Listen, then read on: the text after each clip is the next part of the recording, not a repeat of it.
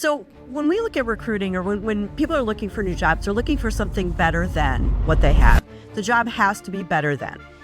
But better than is different for everybody. For some, it's drive. For some, it's money, location versus expense, right? Flexibility. It has to be better than.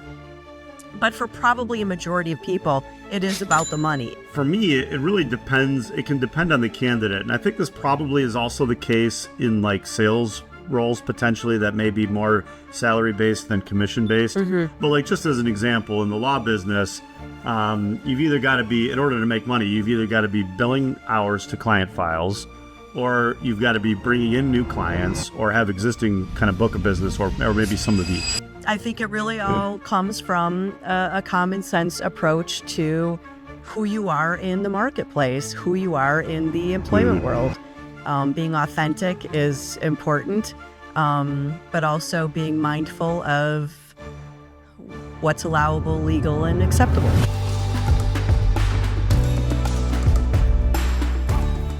Welcome back, everybody, to Unlocking the Law with your host, me, Brandon Grysko, podcast where we tell authentic stories about the law, break down barriers you may have to working with attorneys, and explore topics of interest to businesses and communities. We try to do this, of course, as always, with a little bit of humor mixed in and some humility. The podcast is powered by the law firm of Foster & Grysko. Joining me today is Linda Ferrante. I guess I don't actually know if I'm pronouncing that right. It's Ferrante. Ferrante, okay. Yeah. It's got a little, like sort of like almost like a New York A in there, Ferrante.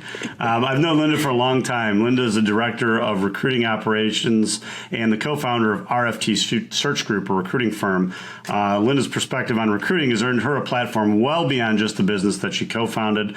Linda has been featured in the Wall Street Journal and interviewed on national radio programs, and she's been published in blogs like recruitingblogs.com, thingscareerrelated.com, and who'syourgladys.com. Linda, why don't you say hi to everybody and a few things about yourself and what you do? Sure. Hi, good morning, everybody. Brandon, thank you for the introduction. I've been recruiting now for almost 28 years, and we founded our business about 14 years ago with a focus on family-owned and operated or privately held businesses. And really our platform is about understanding our clients and working to help solve the problems through the right hire, the right person in the right seat. And so that's what we do. And I do get pretty vocal about my opinions and stuff, which might be why I've appeared on some of those other prints and blogs and whatnot. But I think it really all comes from a common sense approach to who you are in the marketplace, who you are in the employment world. Being authentic is important, but also being mindful of what's allowable, legal, and acceptable. Yeah, that's funny you say that. Let's see how much trouble we can get into today with some of your crazy opinions, I guess. I don't know if I'm recording with a gentleman later today that is a bit controversial in Livonia at the moment. Okay. And I'm wondering if I'm going to lose followers or gain followers, or see how that's going to go. Maybe you can generate some controversy yourself here and help out the podcast. Sure, absolutely. Let's go for it. I've got a buddy. I've got a buddy who is in the life insurance business, and he's very vocal politically on social media.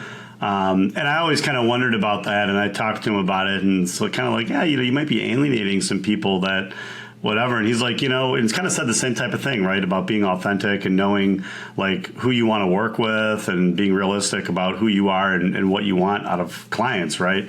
And so I guess it's worked really well for him. I tend to be, I don't know, maybe a little more reserved, although I'm kind of getting to be a little more out there, I think, in some ways now that I have the podcast or whatever. Yeah. This is great. And in case anybody was wondering if this podcast is scripted, I really have almost no idea what we're going to talk about. There's one thing that I for sure want to hit on that I heard about actually from Linda's husband, Jason. And so we are going to jump into talking about that. And other than that, I sent Linda maybe 4 other bullet points of things that we might get into. So I guess we'll see how it goes. But I think we're going to title the episode Spitfire, Linda, because of some attention that you got on Reddit due to a LinkedIn reply that you made to somebody. So I'm just going to read real quick. I'll see if our guys can maybe flash the screenshot of the LinkedIn post in the video here. But we've got John, who's a headhunter, and he says, rule number one in recruiting, a candidate has to be interested in your opportunity for a reason other than money. So when a candidate replies to my outreach with, what is the comp? I delete their message. And Linda responds, at least your clients now know they aren't actually getting the best of the best candidates. They're getting the ones who are subservient and don't have strong business sense. Any good business-minded individual would ask about comp up front. It lets them know if the conversation is worth having or not. Linda, maybe just to kick off that initial kind of comments or whatever on, what was going on here and stuff like that. Sure. So, unfortunately in the recruiting industry, there's a lot of ego. And when you see posts like that, it really tells you more about kind of the recruiter mindset or the ego behind it versus solving a problem for the hiring company. So this is where I got a little vocal in my responses. But what happened from that, I just commented and that was it, went about my day. And I don't even know how much longer. I got a message from somebody on LinkedIn that I'm not connected to. And he simply said, hey, you're trending on LinkedIn Lunatics on Reddit, and sent the link. And I'm familiar with the thread. I've never been on it before, but I was literally just mortified. I did not know what was going to come of it. I was like under my desk clicking on the thing in case it was bad because I didn't know what it was going to be. And the subject was Spitfire, Linda, and Spitfire in 2 words is very different than Spitfire, Linda. So I wasn't sure what. Yes. I wasn't sure what that was all about. But there's a comma in there, right? Exactly. It's kind of Spitfire, Linda. Exactly. And I started reading through the comments and I was like, oh, well, these aren't actually that bad, which was great. But I felt bad that it was picking up so much negative traction from candidates in the sense that they were frustrated with recruiters. And I get it. I really get it. It's a tough job market. And just so everybody knows, like at the time that we're recording this, I'm just looking, it looks like it's been upvoted like 33,000 times and it's got 538 comments associated with it as well. So, and this was 2 months ago. So, I mean, it's still doing fairly well given that this post was 2 months ago. Yeah. Yeah. So it was kind of interesting because I got so many connect requests and I got so many messages from people. And I ended up on a YouTube video where they talked about this exact thing. And my LinkedIn profile was on there. And so there was this weird, people are reaching out from all over the world and, recruiting this, recruiting that. And it was crazy good and crazy scary kind of at the same time. But there's something about going viral like that is a little, invasive. It wasn't my intention. It brought some attention to our business, both positively and negatively. But it's an interesting thing when, I didn't mean for that to happen. That wasn't my intention. So it sort of gets away from you. And I think, if there's a cautionary tale in this, it's, the attention's great, but whatever you put out there, it can be permanent.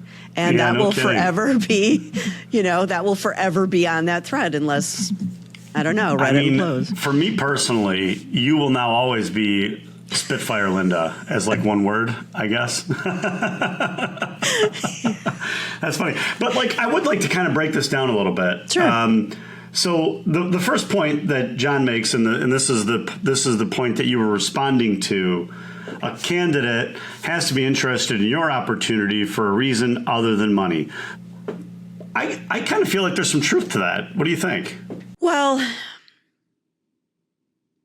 yes and no. I mean, sure, I have. So when we look at recruiting or when people are looking for new jobs, they're looking for something better than what they have. The job has to be better than. But better than is different for everybody. For some, it's drive. For some, it's money, location versus expense, right? Flexibility. It has to be better than. But for probably a majority of people, it is about the money. It's about moving, to a higher pay bracket or whatever.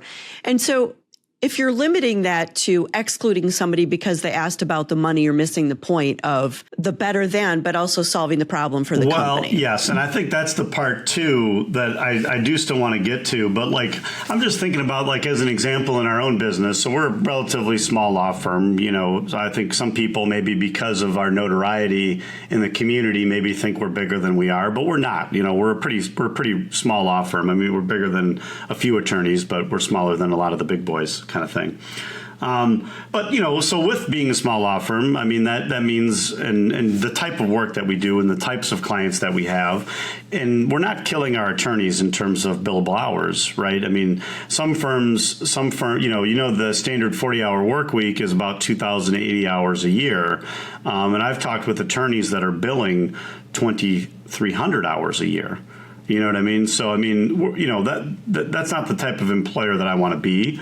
I want people to have the ability to do, like, I've got 4 kids, right? And I go to track meets and I go to cheer competitions and I leave in the middle of the day to go to the spring concert at the school. And I want my people to be able to do stuff like that too. And so that comes at a price, right? Which is that I'm not cracking the whip on everybody, to bill more and more and more hours. But that comes at a cost of, well, that also means that because we're not billing the same number of hours as other firms are, it means that the comp may be lower in some cases, right?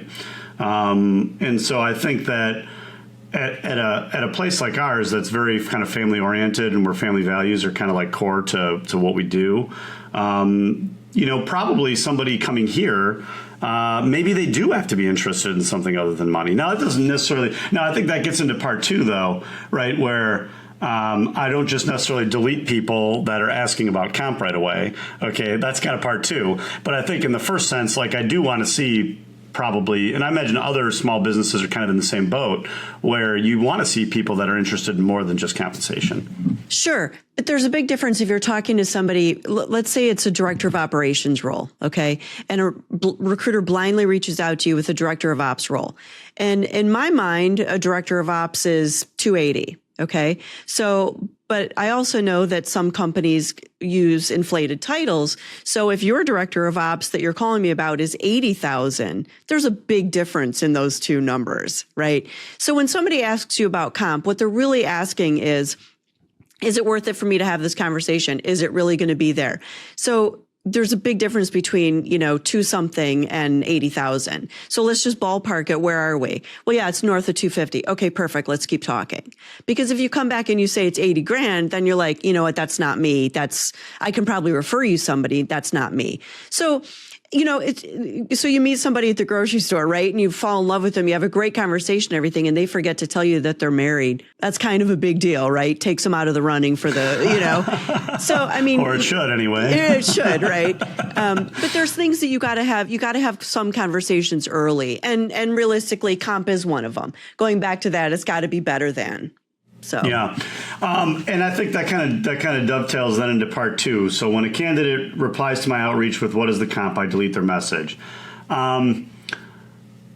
So yes, I think everything you just said is pretty much accurate. And I think there are maybe other people in the same boat as like what I'm in too, which is that for me, it really depends. It can depend on the candidate. And I think this probably is also the case in like sales roles potentially that may be more salary based than commission based. But like just as an example, in the law business, you've either got to be, in order to make money, you've either got to be billing hours to client files, or you've got to be bringing in new clients or have existing kind of book of business or maybe some of each, right? So the person that is applying to come work here, or at any law firm, frankly, that, hey, I'm a really good attorney, but I just need you to hand me files, right, that I'll do a really good job with. That's a different value proposition and a different price point than somebody who says, look, I've got existing clients, existing book of business of X, right? And it may even be small. It may be a small book of business, but then I can take that as the employer, and that's a metric then I can factor in and say, okay, Absolutely. Well, maybe that's not going to be, at this level, but it's also not going to be at this level, right? So now that puts me somewhere in the middle here. And I don't always really know that right at the time that I post an ad or something like that. Like, you don't know who you're going to get to apply. So that's the other thing I think about. I don't know. Do you have any thoughts on that? Yeah. So we identify those as behaviors. So what behavior is going to be successful in this role? And so using that example, it's the hunter versus farmer when you're looking at the sales, right? A hunter is going to go out and get the business, the knock on doors, that sort of thing. And a farmer, in some cases, is going to be an account manager or manage the business that's already there. So it's important that the business understand what they're trying to do with it and then communicate that in the job posting or the advertising. But when you're talking to candidates, then that's where you have to look at the behaviors that they've done before, that they've already been successful in their work history. Because if you're throwing something new at them, they're going to tell you all day long it's going to be great. Sure, they can do it. But if they don't have a track record of doing that, actually exhibiting that behavior, you're taking a risk. And when you're taking a risk, it can be tough for a small business to take a risk on somebody who just truly isn't the right fit for what you're doing. So having those conversations up front, in putting it out through your marketing materials for the job posting and stuff like that, having those conversations up front so you aren't blindsided by it later, critical, absolutely critical. So you think as the employer, you need to already know. What were the two things you said? Hunter versus farmer, was it? Yeah, hunter versus farmer. So as the employer, do you need to then know, like, ahead of time which one of those two things you're looking for in that moment that you post the job, so that you can properly communicate like what behaviors you're looking for, I guess, is how I would frame it? Yeah. So for example, when we go into a business, when we go in working with the business owner, one of the things we do is we talk about the problem that, what do we need this person to solve by bringing them on board? And then we also look at how they connect to the other departments, how they connect to the leadership, where does the workflow come and go from, and how does this work? And so it's through those conversations that sometimes business owners are like, oh, that's a good question. I'm not really sure. I'll have to let's bring Bob in here and see if Bob can help us with this. So a lot of it goes back to workflow and what we want this person to do and how this shakes out. And then what we do is we use that language and then we create the recruiting campaign to attract that type of person. Interesting. Yeah, okay, that makes good sense. So to get back to your viral post there. You then respond with, okay, well, at least your clients know they aren't getting the best of the best candidates. They're getting the ones who are subservient, don't have strong business sense. And then you go on from there. But what kind of expound upon that a little bit? So my thought process in that was, he's rejecting somebody for asking a question, and it's a fiscal question, right? It's a risk and reward. What's it going to cost for me to make this move? Is it worth it for me? And so for me, that's what I meant by the business sense of it, which is, does it make fiscal sense to have this conversation? The subservient part comes in when, somebody reaches out and says, here's what I have. Are you interested? And then you just go, yes, or may I have another? You just sort of take it without the conversation behind it. If a recruiter or a business is looking to hire, they're hiring my services to fulfill a role for them. I need to make sure it's good business sense for me to finish the conversation. As the employee, I should see if it's good business sense to finish this conversation. So I'm going to ask about comp. My next questions are probably going to be location, responsibilities, benefit package, and all those other things, because like you, I have a family. I need insurance coverage. I need flexibility. There's things that go into that. So a smart business-minded person is going to ask business-minded questions. And you're going to want, as the employer, almost in every case, really, you're going to want people who have good business sense. Absolutely. Even your kind of more blue collar style of worker, you don't want somebody that's completely ignorant to those type of issues. And you don't want somebody who's just going to say yes to everything, because we're not getting anywhere. If they just are a yes man, we don't even know if this is going to be a good hire, if they're just yesing their way through the interview.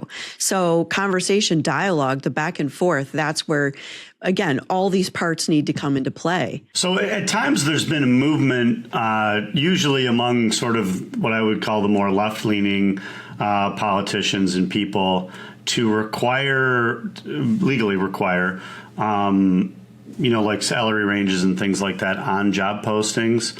I'm not asking you to necessarily comment on the politics of it, but just from a business standpoint, is that a good idea, bad idea? I mean, is that something that you recommend or don't recommend, or is it case dependent, or just more general thoughts on that? I really think that transparency is key. I think you need to put compensation on there. And I know the other side to that is, well, we don't want our competitors to know what we're paying. Why not? Like, it shouldn't be that far off what the competition is paying their people either.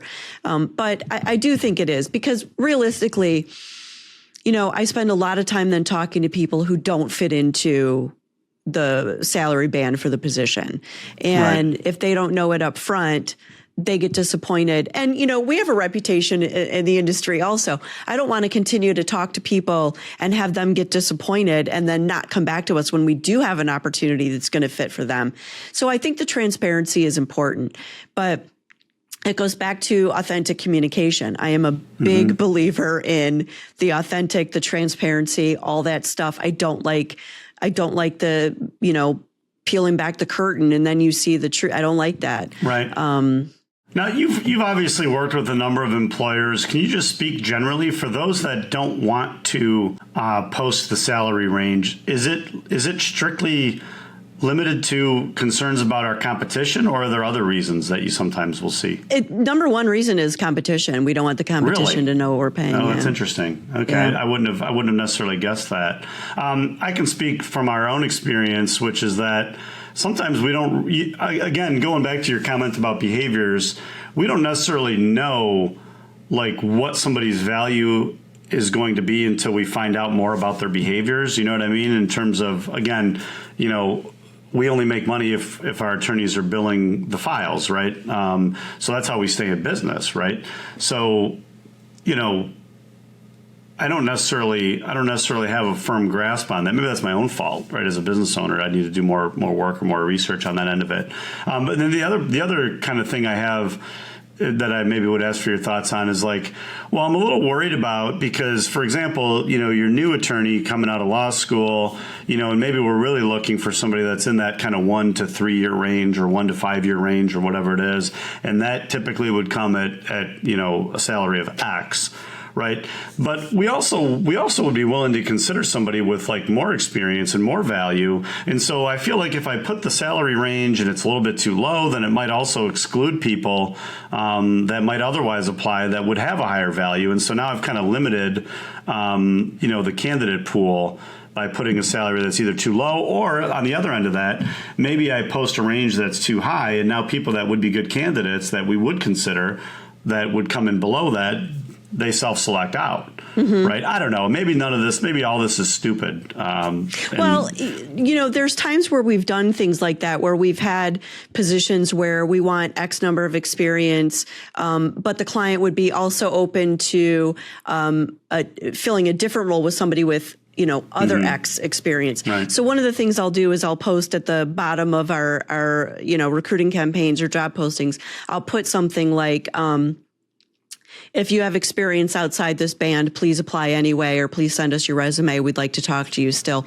Something like that shows this is kind of our focus, but we're open to, other stuff as well. The other thing is, I tell job seekers all the time, if you see a post that looks like it might be a good fit for you, but it's a step sideways or not quite the right fit for you, find the general information email for the company, send them your resume anyway, and say, hey, I saw this post. This is what you were asking for, but this is my experience. If you have anything that fits this, I would be interested in talking to you. Because then it tells them that you did your homework on them. You actually then reached out to them directly and applied. So I always encourage job seekers to do that, because posting jobs is expensive. It could get really expensive, and companies aren't going to post their thoughts, in looking for people. Right. But as job seekers, if you're out there in the market, if you're actively looking for a job, use the resources available to you, find those email addresses, find those companies, send your stuff out, get in front of them, check their websites, whatever it is. But that caveat on those postings, you can put, if it's outside of the scope, please send your resume anyway if you think you'd be a good fit. Do you think that, do people respond favorably to that? Like, have you seen that work before? Oh, I've seen. Oh, yeah. But I'm a recruiting company, so people send us their resumes blindly anyway. All the time, right? Yeah. Yeah. But I get them all the time from people. As a matter of fact, I got a web submission this morning from somebody who, I can probably talk to them. I don't know if they're a good fit for anything that I have open, but. Interesting. One of the things that we had talked about, and I feel like this is a reasonable time to bring it up, is like AI and recruiting and maybe more so resume writing. As a law firm, we've adopted AI. Obviously you have to have controls in place and policies in place and things like that in order to kind of manage the risk associated with that. In the legal sense, obviously AI has completely different issues that everybody's heard about with, case hallucinations and made up case citations and different things like that. So like all those things are legitimate issues and legitimate questions to ask of any law firm that's using AI for legal stuff. But that's not really what we're getting into here, but just more so by way of saying like, well, I'm using it. How, from the legal sense, how are you seeing it used in like the recruiting and employment context? So I have both from employer and employee side. From the employer side, if I go to a big job board, for example, and I put in a title, project manager, commercial construction, okay, it will populate the job posting with its own AI written job description. Okay. If I don't go through and read that or edit it, I don't know what I'm getting. I don't know what they're putting out there. It's a nice job posting, but it might not be what I need for my role. So candidates see that and they go, I'm a perfect fit for this. Of course you are. It's generic wording describing a project, it's very generic. And so when I reject them and then they send me why'd you reject me? I'm perfect for this. Well, that's not what I need. Well, that's not what you said. So I get why candidates are upset when they see stuff like that, because it is very generic. It's super non-specific with what it is. So if you're going to use something like that, or you're going to use AI to create your job postings or your job descriptions, 1,000% it needs to be edited. You need to edit for clarity. You need to edit for your company, in your industry, in your market. 100% you need to do that. Things that you would think would really be kind of common sense, right? It's no different than you have an associate, draft something for you, or your secretary write a letter for you or something like that. Like, yeah, you still got to read the dang thing, right? Exactly. Make sure it does what you intended it to do. Exactly. It's funny. Our youngest had a project that he had to do for school. It was a social studies project or something. And I actually posted this on Facebook. I said, Jason and I did a good job on Oliver's first project. And that's how I feel about it. No 6-year-old would have put out the project that we did, right? But he is autistic and nonverbal, so he wasn't going to be able to do the project that they needed. So we helped with how that turned out. But that's a good example of it, right? Because no 6-year-old would have been able to do what we did. And the teacher knew it wasn't, like we tried to pass it off. I'm not trying to hide the ball or anything. Exactly. But, from the job seeker's perspective, also, when you use AI to write your resume, edit it. I've gotten way too many resumes that have XX in place of the number or in place of a date, or it'll say enter dates here, and the candidate leaves those words on their resume when they send it in. I also received 2 resumes for a position we had with exactly the same language for both of these gentlemen's positions. Exactly the same. 2 different people. 2 totally different people. 2 different companies, exactly the same language. Like, I literally had them up on both of my screens and I was going through word for word. And I called both of them.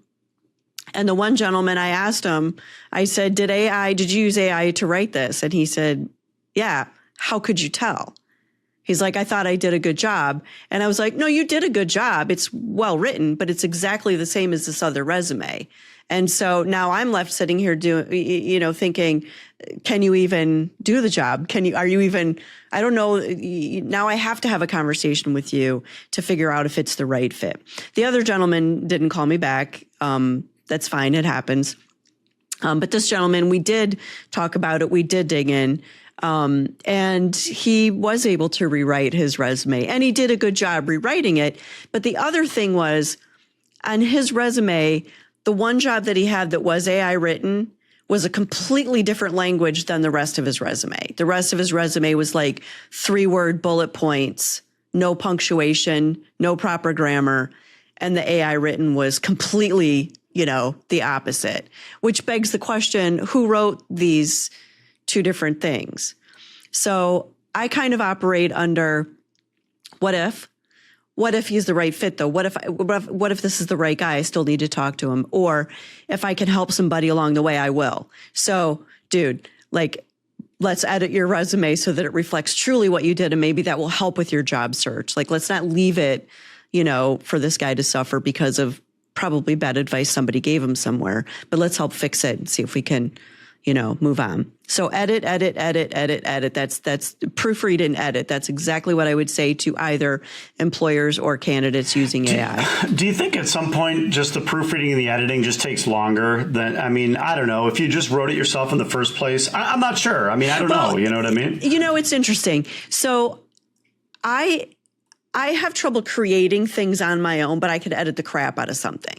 So it's like recipes, for example. I can't create a recipe on my own, but if I get a recipe, I can read it and be like, oh, I'm not going to use that. I'm going to do this. Oh, I'm going to do this. Oh, look how it turned out. I needed to bake it longer, whatever. But I can't create it on my own. So that's kind of how I feel about this. But there's an exercise that I give to job seekers when they're creating their resume or when they're struggling and they're creating their resume. And it kind of goes like this.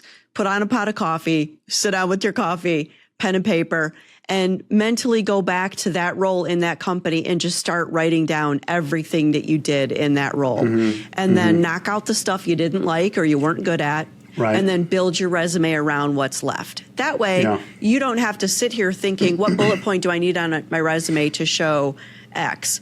You just sort of did a brain dump, and now you're editing and populating your resume with the brain dump you just did. So personal experience with using AI for different things. So there's some things I would use it for, some things I wouldn't use it for. I think it's good for idea generation because it's like, I assume at some level it's like scraping the web for ideas that relate to your prompt, right? So almost like a superpowered Google search in some sense. Yeah. In some cases like narrative, like writing narrative, but I've found that you have to give it a detailed enough prompt so that it's going to provide relevant information that sounds somewhat like a normal person, right?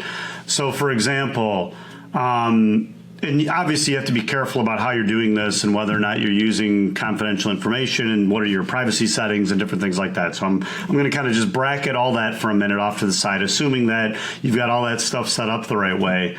You can load sample writing, for example, into AI. So say you either have your privacy settings set properly or you make it anonymous so that there's not client confidentiality concerns or whatever. And you can load up examples of how you actually write into your AI. And assuming you're a good writer, right, which I don't know that I'll call myself a good writer, but I think I'm pretty good. So I load it up with some examples and then I say, okay, AI, when I tell you to write like me, I want you to imitate this type of style, right? And then I have a letter that I want to do, and I might develop bullet points, right? But those bullet points, again, will be stuff that I wrote in my style.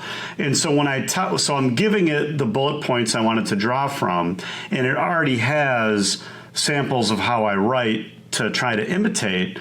And so I've found a greater level of success that way. But it depends on having put in the effort on the front end of it. Now, and it is saving time in some sense, and I do still go through and edit and things like that. But I've found some measure of success with that.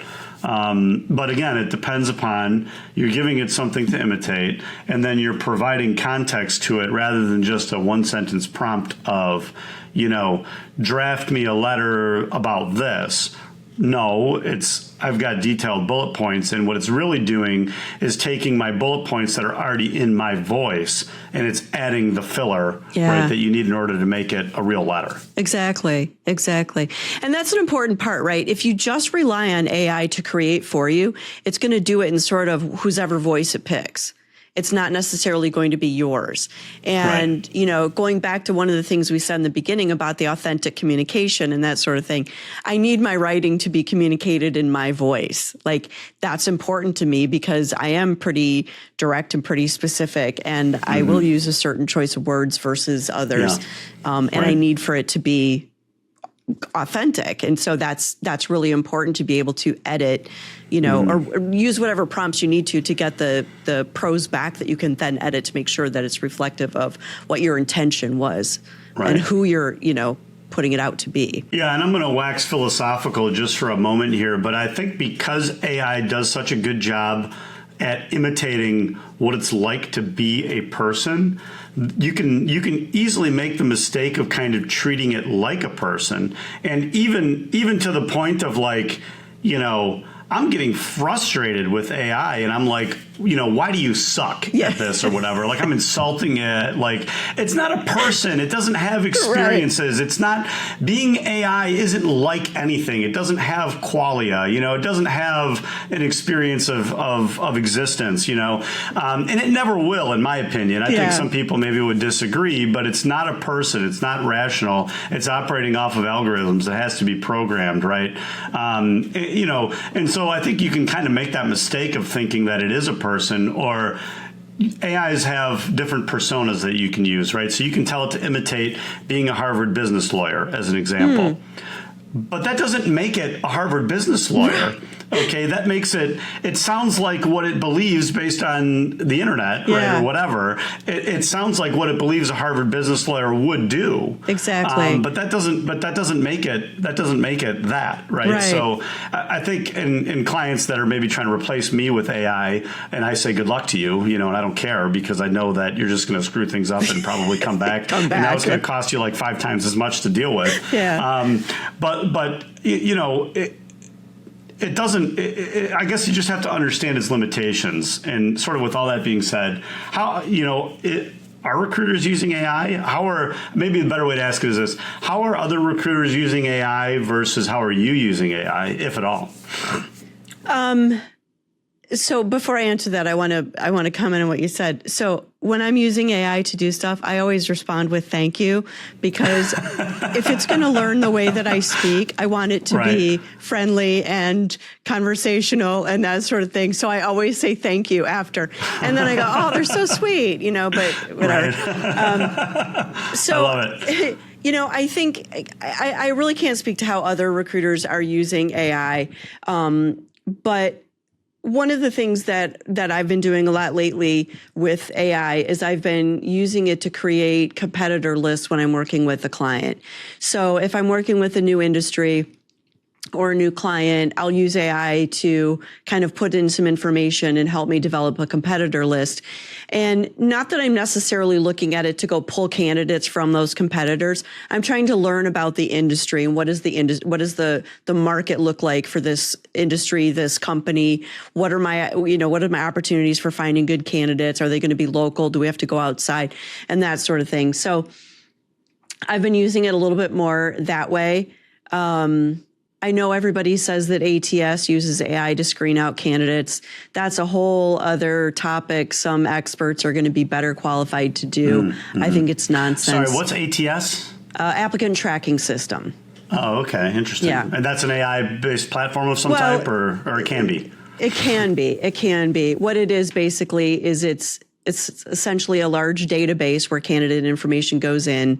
And then what we would do is we would go in and we would put in parameters, just like Excel, right? You go into Excel and you search for something or whatever, sort, I should say, and ATS will pull up those candidates. Some AI some people believe AI will rank and sort and throw out best candidates and get rid of everybody else. And it just doesn't have the capabilities to actually do all that stuff.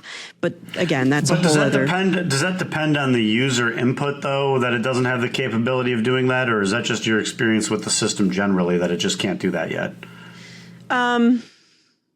I'm probably not the best qualified to talk about that. But I will say this, if you go with the garbage in, garbage out philosophy, that's probably the best way to look at this.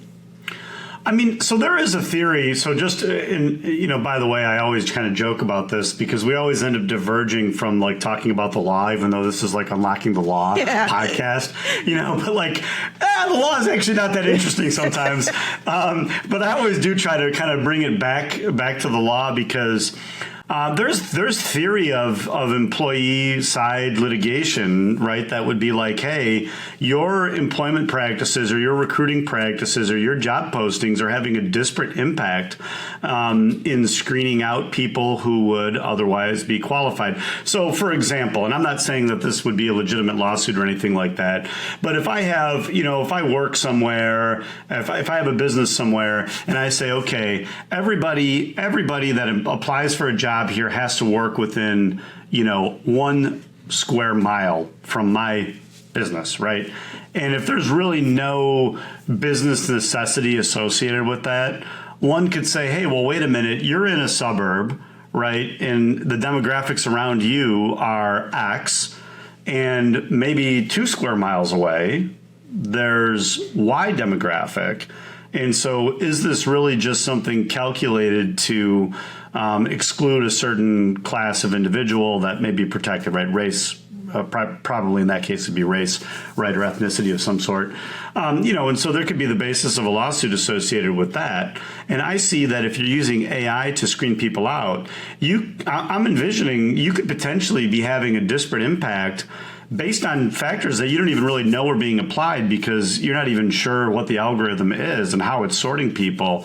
And so I can see that being an issue. Is that something that's talked about at all in terms of AI being used to sort people in or out? Yeah. So some of your larger companies, and I'm pretty sure that if you Google lawsuits, I don't remember which large tech companies it was, but several years ago, there were lawsuits around, I believe it was exactly those things. But here's the other thing. So using those systems, those applicant tracking systems and whatnot, those can get really, really expensive. Okay. And so most of the companies that are non-enterprise type companies don't necessarily use or pay for all those other bells and whistles to use all that AI. The other thing is, no matter how you apply for a job, you are in the system. You are in there. Okay. You don't get kicked out of a system. That's literally illegal to do that. You see it on your, resume will be retained for 7 years or whatever the, length of time is. And so you are in their system.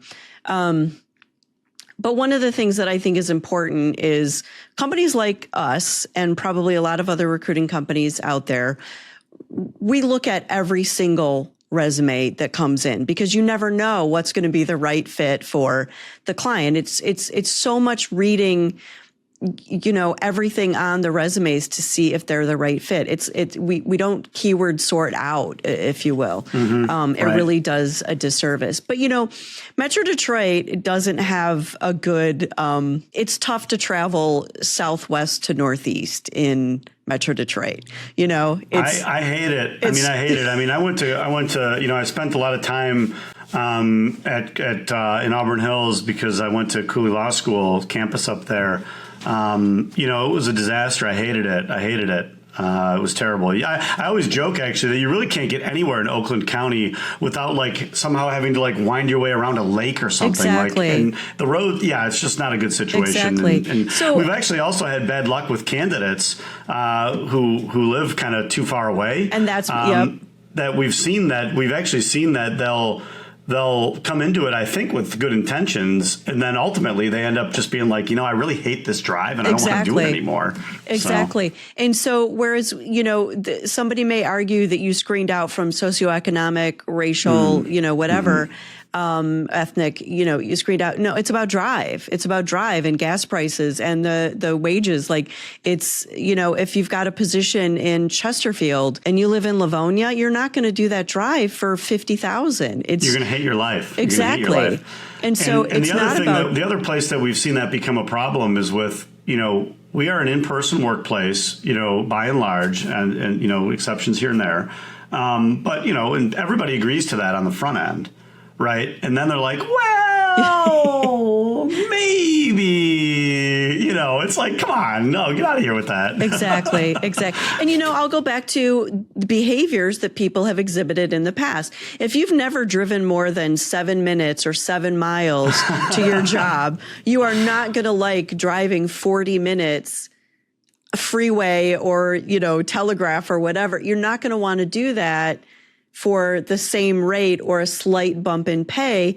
It's a lifestyle change. It's more time. I mean, it's more time. It's more money. That is just such a common sense approach, Linda, Spitfire Linda. That is such a common sense approach.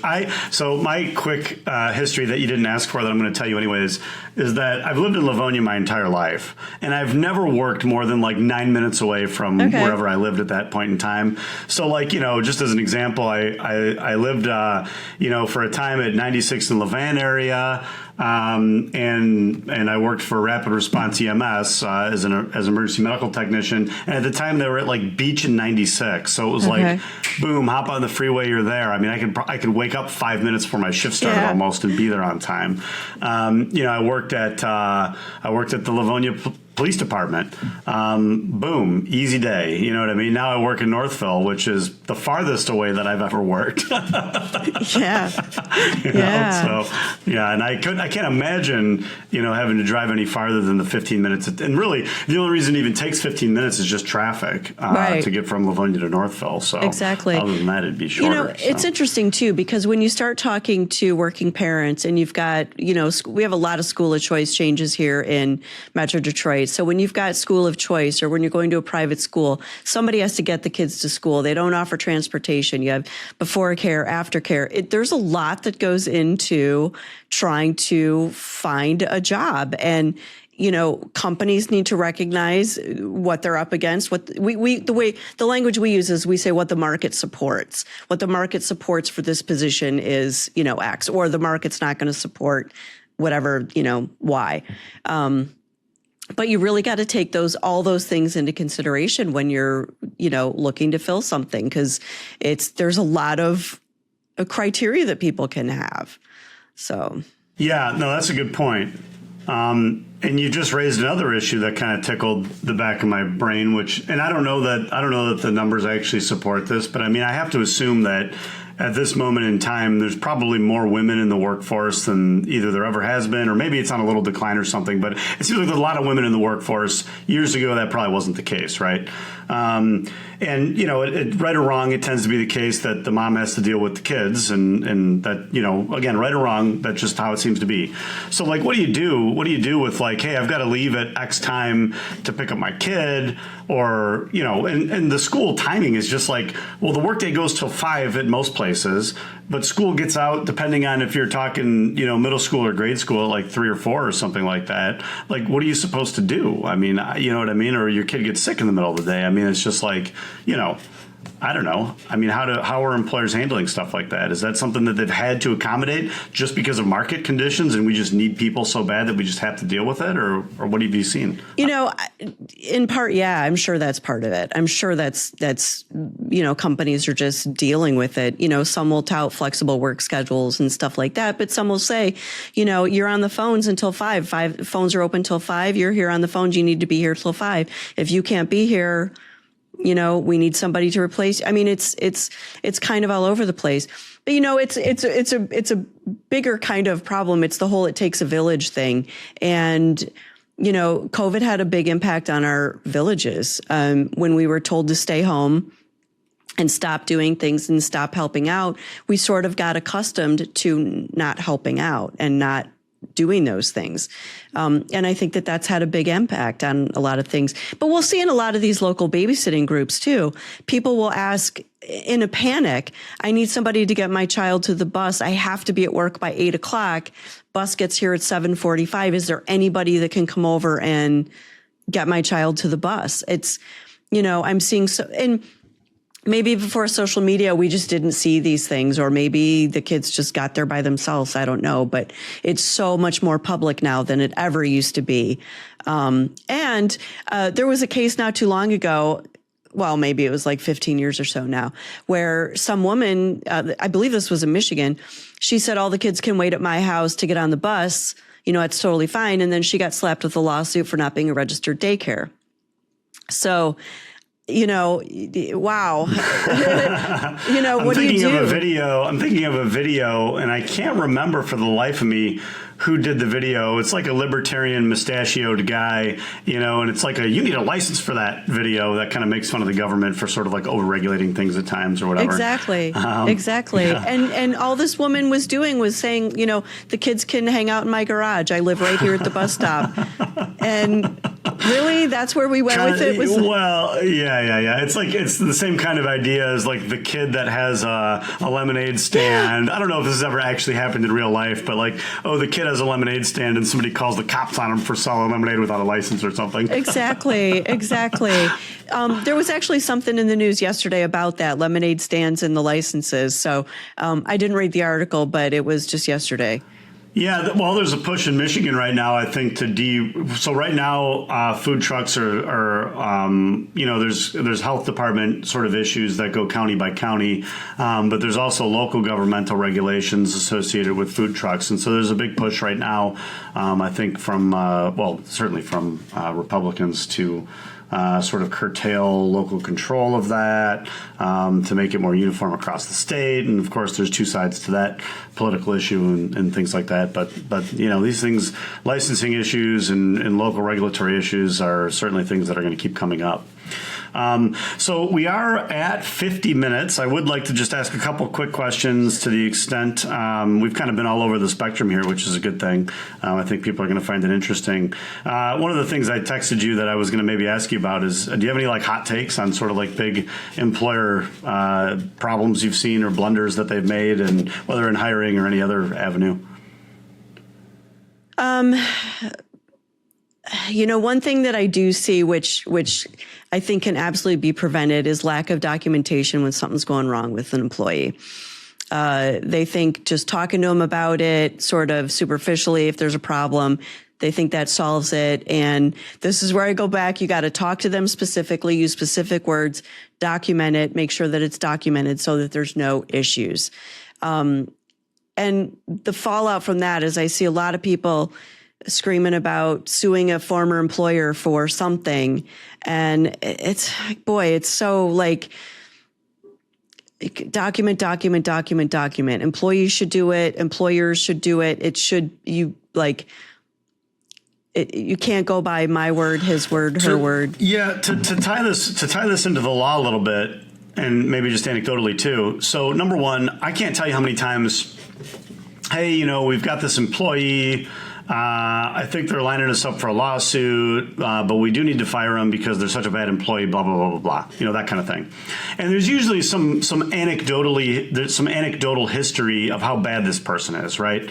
Okay, well, let's take a look at the file, you know? Oh, well, the file says this, but really our experience is this other thing.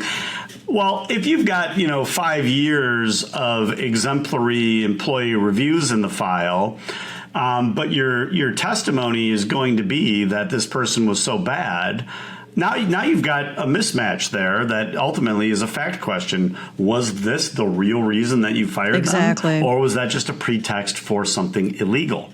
And so having good documentation is necessary. I think for that reason alone, right? That you want to have what you're saying when you terminate the person, or when they sue you and now you have a defense. Your defense that, they were such a bad employee, so we had to get rid of them. Well, that should be backed up by the documentation, then, right? It shouldn't be the case that you see 5 years of stellar reviews followed by testimony about how terrible this person was, right? And I think that's a problem. On the employee side, well, really, the employer should know this too. So this is kind of for everybody. But there's a law in Michigan, as many states have, which is the right to know, the Bullard-Plewecki right to know law, which is that you can request a copy of your personnel file, right, as the employee, and you actually have the right to review the file, make copies of the file, and even if there's something in there that you disagree with, potentially to supplement the file with what your sort of response to that is. And so a lot of people don't know that.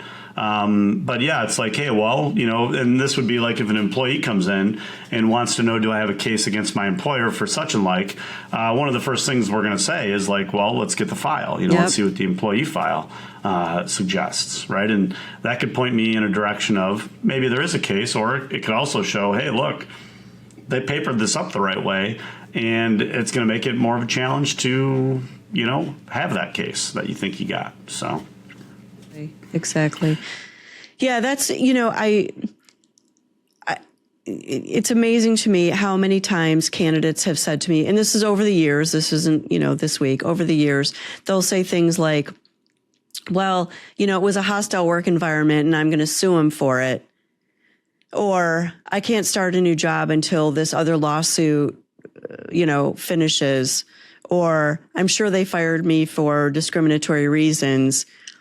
And it's like, wow, do you have any sort of, like, why do you think that? Do you have anything that sort of is factual, or is it just a feeling? And by simply saying they were mean to me, that's just defined, like, you have to go a little further than this. Yeah, the sort of the awkward conversation that I sometimes have to have with employees when they come to me about an employment issue, can I sue my employer for XYZ? It's not actually illegal to be an a-hole. Right. I mean, it's not. Unfortunately, it's not. So your hostile work environment claim, right? Well, hostile work environment is what we call in the law a term of art, which means that it has like a specific legal definition. So the average person's legal definition of what is hostile is not the definition for the purposes of the law. Hostile work environment has to be a work environment that they have taken an illegal condition, right, such as sex discrimination or something like that, and it's been so pervasive in the work environment that it has become a condition of your employment that you submit to that sexual harassment, right? That is hostile work environment. My boss is repeatedly an a-hole to me and makes it really uncomfortable, and he yells at me and stuff like that. That actually is not really a hostile work environment situation in the legal sense, unless you can tie it to some protected classification, which is not always possible. But it is interesting, just the mismatch, I guess, that you see between what employees think is actionable or should be actionable versus what you can actually do about it legally. Exactly. And, at-will employment and right to work, right, they're not even related, but yet on social media, that seems to be the pervasive thing is really? I have a right to work, that therefore they can't fire me. Okay, that's you know what, Linda, I just learned something brand new. I had no idea that people thought that. I've never heard that before. Absolutely. It's, at-will employment, but I also have a right to work. That's not what right to work means, And again, this is probably a whole other, podcast on those two things. But, at-will employment, that's a thing that people don't quite understand either. And so this, notion of they can fire me for whatever reason, they can. Do companies do that? I'm sure some do that, but you don't need to worry about it every day when you go into work that willy-nilly somebody's going to fire you. Like it's not that,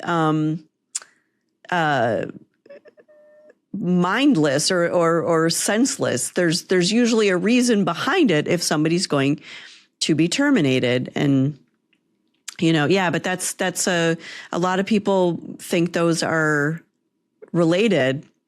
Kidding. Yeah. And the argument. I mean, that's so funny because right to work is really just like a political way that they've coined it. that you don't have to join a union in order to be employed somewhere. Exactly. So it really has absolutely nothing to do at all with at-will employment, which is the general doctrine of, any party, right? Either the employer or the employee can terminate the employment relationship anytime they want. That's at-will employment, and then right to work is a totally unrelated thing having to do with unions. Exactly. I don't know the numbers anymore, but probably 95% of workplaces in Michigan are non-union. Yeah. So it just really does not apply very often at all. Exactly. And, it was a big deal when, and I don't remember when the year was, but when Michigan voted for right to work or allowed it or whatever you call that, everybody assumed that was a free pass to be hired and you can't be fired because I have a right to work here. And that's not, That is so funny to me. Yeah, I think that's actually maybe even been repealed at this point. I have to look that up. I think it has. I thought so. Yeah. I think it has. I think maybe under the Snyder administration it passed, probably in like a lame duck or something like that. And then as soon as the other side took power, they were like, we're not going to do that anymore. Classic Michigan politics, right? Right. That's so funny. Well, listen, Linda, thank you so much for being with me. I think people are really going to enjoy this episode. You have a lot of good insight. You just have a very authentic way about the way that you speak about these things. So everybody, Spitfire, Linda Ferrante. Linda, tell everybody where they can find you if they want to find out more about you or about RFT Search Group. Sure. You can find us on LinkedIn or Facebook at RFT Search Group. That's our company name. I am here in Livonia. You can find me on Reddit and apparently YouTube also, but I would prefer you don't reach out through there. LinkedIn is best, but we are here in Livonia, rftsearchgroup.com. Phone numbers on the website. I don't want to give that out. But happy to help either employer or employee. Thank you so much for being here, Linda. Everybody, thanks for tuning in. Stay tuned for more interesting episodes and legal insights. And please do us a favor if you want the podcast to keep going. Follow it, like us on YouTube, subscribe, all those sorts of things. Share it with friends that might be interested in some of the legal insights that we have here. And stay tuned. Thanks for watching. See you next time.